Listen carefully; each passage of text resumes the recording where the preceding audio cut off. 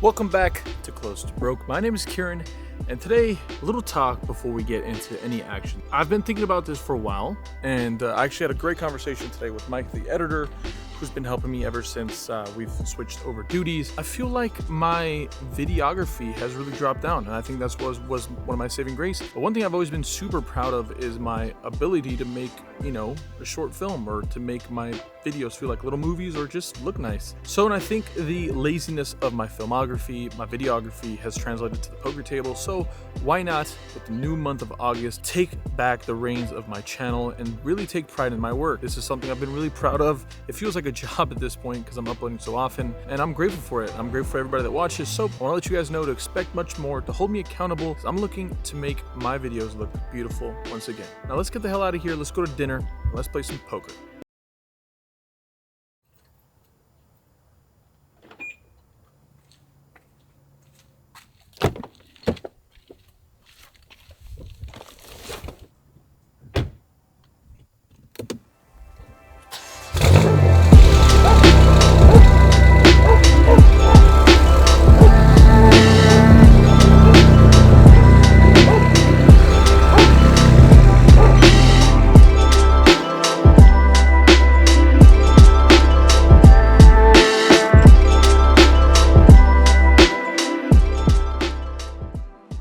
Alrighty, ladies and gentlemen, welcome back to another episode of Close to Broke. As we talked about earlier, looking to make things a little prettier. Today we're playing with Dustin, who's one of my best friends, also happens to be a fan of the vlog. He's gonna be playing 2-3, I'll be playing 5-5 or 5-10, whichever one I can get called to. Dustin, any last words before you take all their money? No. Peace! I guess we'll see you guys later. Enjoy. In this very first hand, we find ourselves in an interesting situation immediately. I looked on a 10-7 of diamonds. The straddle will be on for the entirety of today's session. We're playing 5-10-20 here. I'm in for 3K. I raise it up with 10-7 of diamonds to $60. The opposition next to act makes a call. We're going off to a flop that comes 8-6-4 with a diamond and 2 clubs. Outstanding. We flop ourselves a beautiful double gutter. If you guys could see that, it's a beautiful, beautiful hand to have here. I decided to c-bet here for 65. I don't need to go too large here. Our opponent actually decides to raise to 250. A little bit of problem with this hand here is that we do have quite a bit of equity, but there's obviously some pretty nasty outs, or as some people would call them, dirty outs. Anyways, I make the call, and the turn card comes as 6 of spades. I check it over to my opponent once again, and he decides to bet for $400. At this point, I think that just calling is kind of bad, and I think that raising here is actually a little better. At least that's what I think in the game at the moment. Not a lot of people check raise a turn as a bluff, so it's nice to do it. I end up check raising here to $1,200. Our opponent thinks about it for a moment before deciding on making just the call. All right, we're going off to a river card that comes an 8 of clubs. Ouch. Well, there goes all chances to bluff here. Even then, I think when our opponent calls on that turn, he's just so weighted to max value here. He's going to have, as stupid as it sounds, like quads. He's going to have boats here. And maybe at worst possible case, like 7-6 suited. And all those hands are just not going to be in the business of folding, and especially not to a half pot jam on the river. Oh, luckily the board paired, so it just bailed us out. We just don't have to bluff anymore. We can just happily, check and let him jam, and we just get away from it. I check, as I don't need to bluff anymore, and he goes all in for 1,500. I end up folding, and he would end up showing us quad sixes. So somehow we don't bluff punt into quads, which is great. But yeah, hoping to build upon this. Hopefully we start running a little better. And hopefully we don't run into quads again. So as you guys have noticed on the channel, we've been on a pretty disgusting downswing. Even when we win small. So looking to battle back. Hopefully we got the quads out of the way. And we find ourselves in another fun hand where I think we play some really fun poker. So check this out. Under the Gun, which is a player I've actually played with in the past, opens to $60. And we look down at ace-10 offsuit here on the button. Feels like a pretty good spot to 3-bet in the suited variety. I think offsuit is kind of weak enough to just call and play in position. We can definitely make a big fold if we need to, and if we can actually extract some extra value. Either way, I end up deciding on the latter and just flat calling here, inviting our friend the big blind to call as well. And we're going off to a flop that comes ace 9-8 with 2 clubs and a spade. Checks over to me. I'm in position. The one great thing about my holding is that I can play deceptively.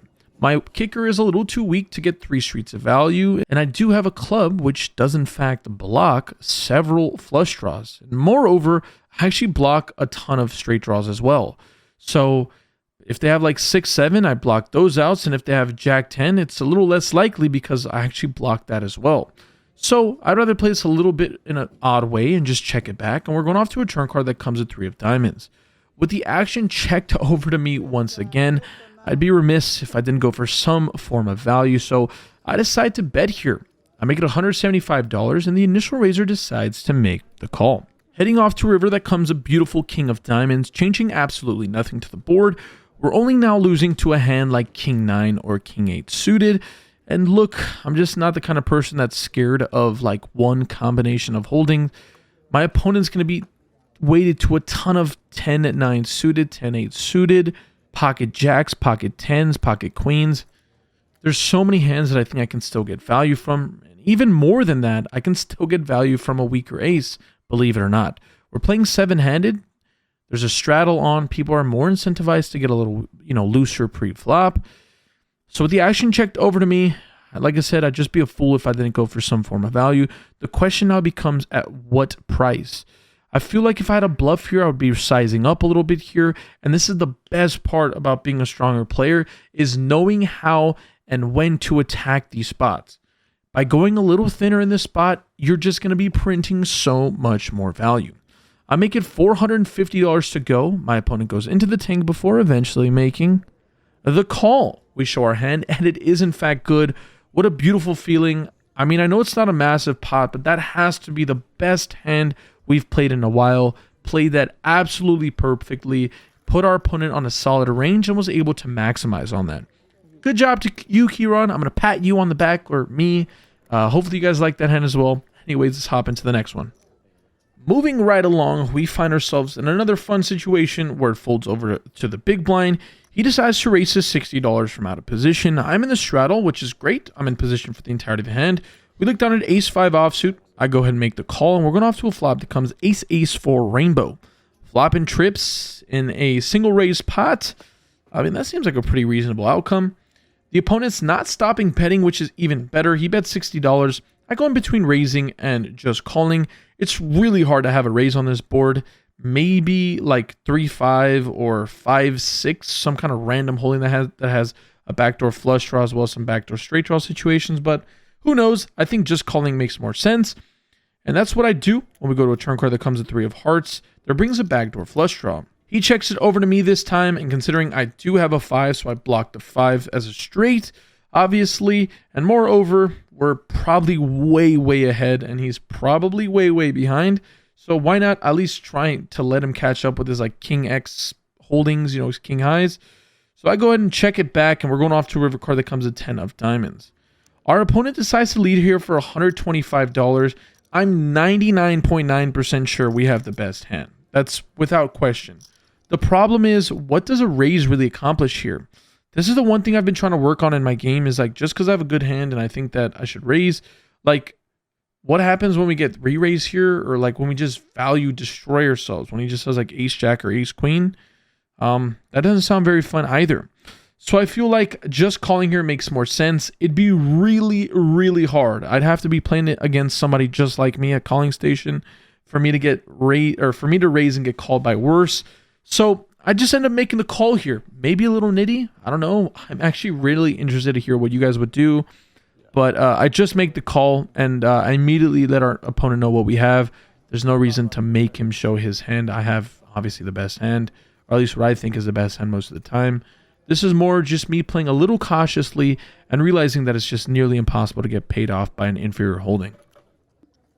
This next hand is also pretty interesting. At this point, the cutoff, which is the gentleman from the last hand, raises to $60. I'm on the button with Queen 10 offsuit. Plays good as a 3-bet, plays fine as a call 2. Feels like it plays pretty well post-flop either way. I end up making the call, the small blind calls, the straddler calls, and we're going 4 ways off to a flop.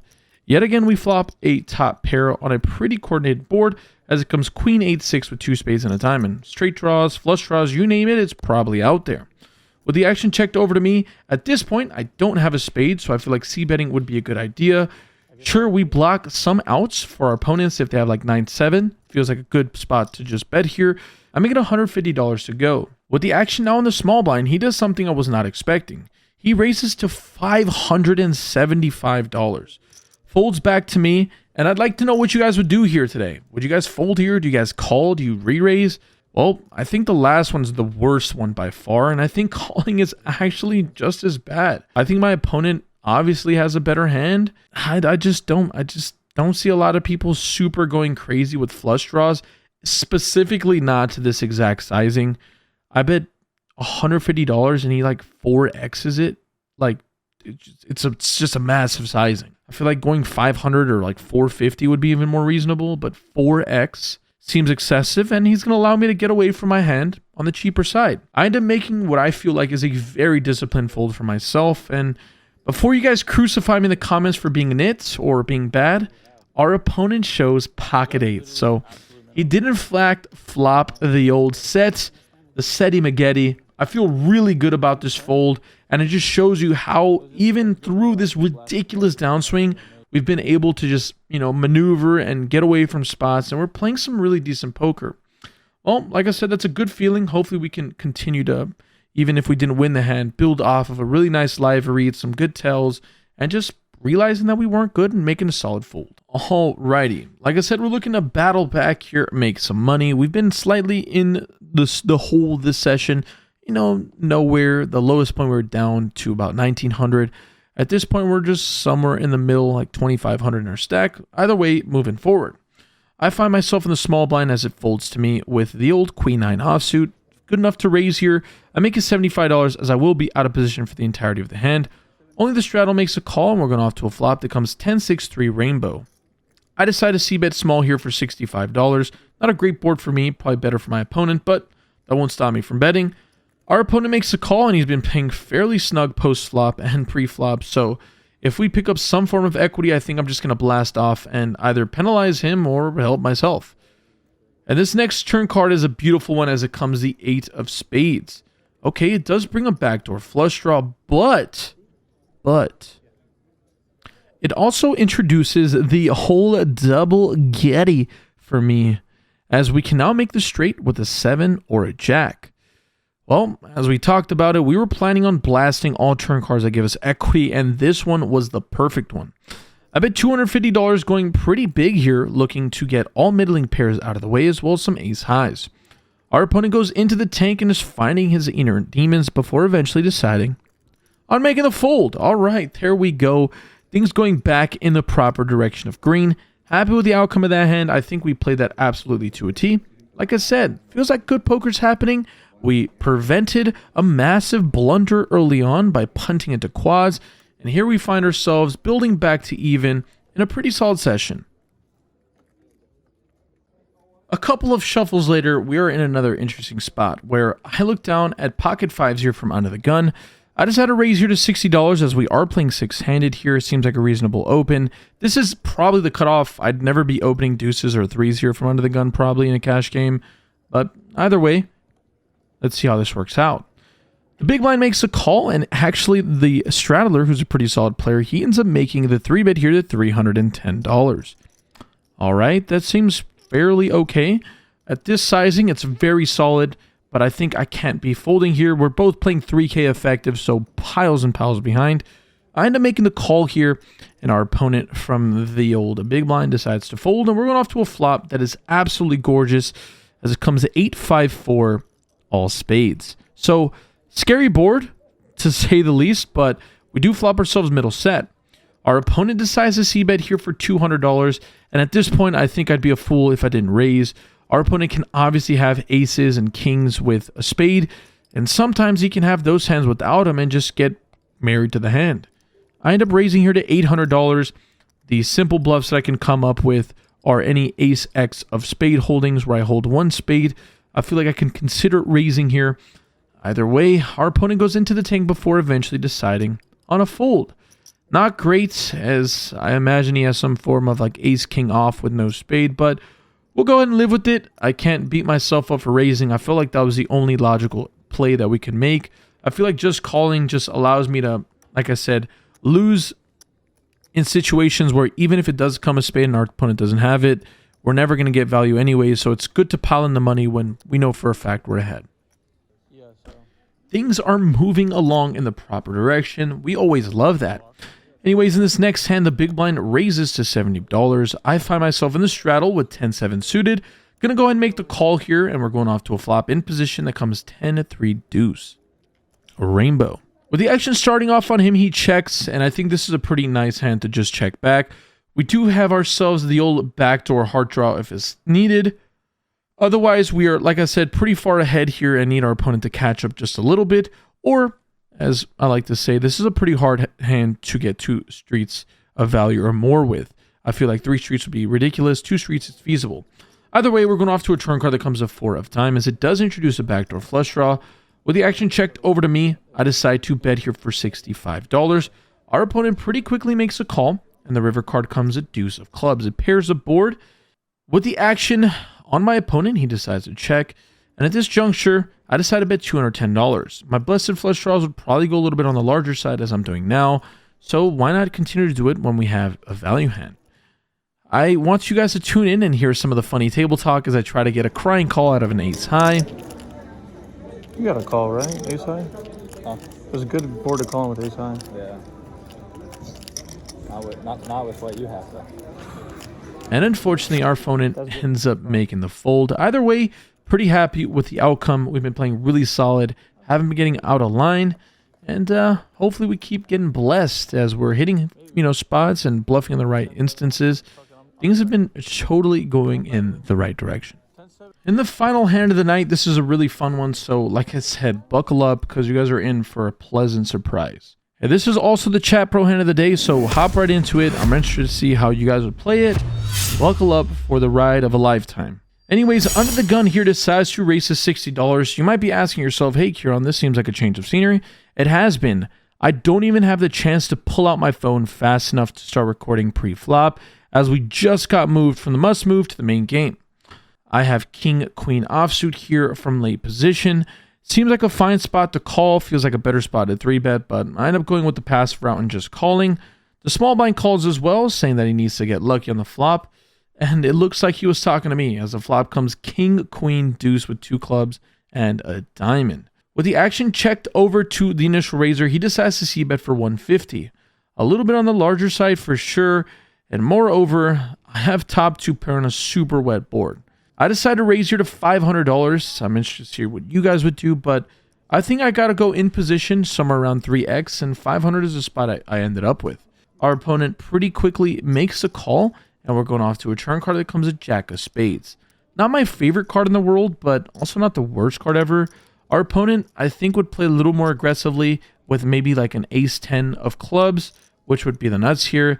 And I think it was just goofy for my opponent to have like 9-10. Sure, you can have like 9-10 of clubs, but beyond that, not a whole lot of hands that improve here. But there is an opportunity for my opponent to have maybe king-jack or queen-jack here. Anyways, with our opponent checking over to me, I decided to c-bet here once again for $1,100. Something that I wasn't really expecting was my opponent to jam, which he does, and I have about 1,200 remaining in my stack. Well, I didn't put all this money in the middle to fold. I have top 2 pair, and my opponent can obviously be doing this with a hand like pocket aces. He can obviously be doing this with a hand like ace-jack of clubs. So it seems okay. We end up putting it in the middle. And the river card comes the probable worst card in the deck, as it comes another deuce. And it luckily didn't matter at all. Believe it or not, we were behind the whole time. That river just gave my opponent quads. Quad deuces. Hats off to you. I'm loose, but I'm not opening deuces onto the gun in a full ring game. But that's the benefit of doing it, because when your opponent is an idiot and flops top 2 pair, you just get all the money because you just make quads. The epitome of the run bad is just exemplified in just one hand. We battled back in a really solid session where I think I played some of the best poker I've played to date. And yeah, just to lose it here. The quads. Lost to quads twice today. Well, I'm pretty fed up. I am pretty over poker. The downswing is really getting the best of me, and I'm getting frustrated. But I'll stay positive, man. I'm healthy. Unlike most people in the poker world, the one thing that I have that I'm grateful forever for is that I can come on here and be honest and open and transparent with you guys, and you guys do an unbelievable job of just making each and every one of us feel better. If somebody in the comment section is down, we should pick them up, and today, unfortunately, your host is feeling down, and hopefully you guys can pick me up. It seems like no matter what I do, things just don't fall in my favor, and this is just, in reality, it's just variance, and sometimes it's going to end up there with King Jack, sometimes going to end up there with Queen Jack. Today he ended up there with pocket quads, just quads. So either way, that is going to wrap it up for today's session. Gonna throw it over to me to give you guys a live in-session, a post-game interview to see how the hell we feel after running into quads 2 times in the same goddamn session. Darn it. I'm sorry, guys. I'm trying to bring home a win, but feels like I can't even buy one of those at this point.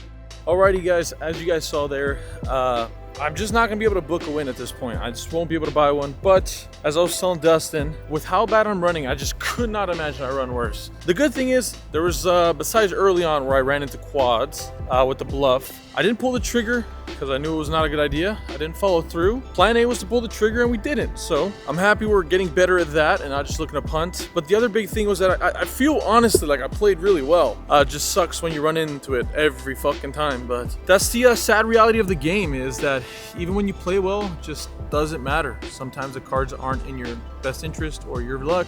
And that's just how today went. Yet again, we battle and we battle. We were down early, first hand, and just battled the whole way back to even, all that just to lose. So we were in the game for 3,500, so barely one buy-in we lost. But after how bad we lost, it felt like that was enough. We've been here for 3 or 4 hours, and I was like, fuck it, let's get out of the way. Let's just get out of this bad juju. I always say that I can't win at the bike, and it just feels like it's so true. Anyways, Dustin, how'd you do? I did good, 75 bucks, woo! Dustin won 75 bucks, so he did pretty solid. And yeah, that'll do it for us. I hope you guys have a nice day. Stay happy, stay healthy, and more importantly, guys, we're gonna get to the tables. I'll see you guys on the next video. Deuces.